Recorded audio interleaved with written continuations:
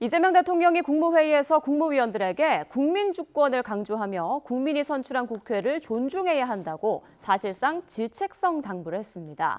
최근 발표한 고강도 부동산 대책과 관련한 언급도 내놨는데요. 대통령실 취재기자 연결해서 자세한 내용 들어보겠습니다. 정인용 기자, 이 대통령의 국무회의 발언부터 전해주시죠. 네, 이재명 대통령은 오늘 오전 국무회의를 주재한 자리에서 대한민국은 국민 주권 국가라고 말문을 열었습니다. 국민 주권은 국민이 직접 선출한 권력에 의해 발현되고 선출 권력으로부터 다시 임명 권력이 주어진다고 강조했습니다. 그러면서 국무회의에 배석한 윤석열 정부 국무위원 등을 상대로 국회와의 관계에 오해가 있는 것 같다면서 임명된 권력은 선출 권력을 존중해야 한다고 지적했습니다. 특히 국회는 국민으로부터 직접 권력을 위임받은 기관이어서 국무위원들이 국회에 가면 존중감을 가져달라고 주문했습니다. 직접 들어보겠습니다. 헌법에 그 국가기관 순위가 써져 있거든요.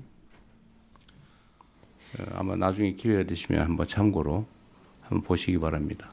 국가의 기본적 질서에 관한 문제니까 최대한 국회에 존중을 해주시기를. 강유정 대통령실 대변인은 관련 브리핑에서 이 대통령 발언은 가령 내각이 대정부 질문이나 상임위원회 출석이 있을 때 국회를 무시해서는 안 된다는 취지라고 설명했습니다. 비공개 국무회의에서 있었던 발언도 소개했는데요. 이주호 장관은 총리 권한대행으로서 마지막 국무회의일 것 같다면서 이 대통령이 전 정부 국무위원들과 적극 소통하는 모습이 인상적이었다고 평가한 것으로 전해졌습니다. 이 장관은 또 정책 연속성이 중요하다는 입장을 이 대통령에게 전했고 국무위원이 아닌 일부 배석자들도 발언 기회를 얻어 부처 현안에 대한 개인 생각을 자유롭게 피력한 걸로 알려졌습니다. 네, 이 대통령의 또 다른 국무회의 주요 발언들도 소개해 주시죠.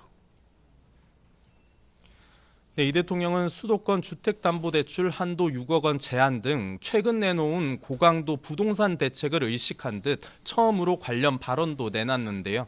우리나라에서 투자 수단이 부동산으로 한정된 탓에 주택이 투자 또는 투기 수단이 되면서 주거 불안정을 초래해왔다고 진단했습니다. 다행히 최근 주식시장이 정상화되면서 대체 투자 수단으로 조금씩 자리 잡아가는 것 같다며 이 흐름을 잘 유지해야겠다는 생각이 든다고 말했습니다.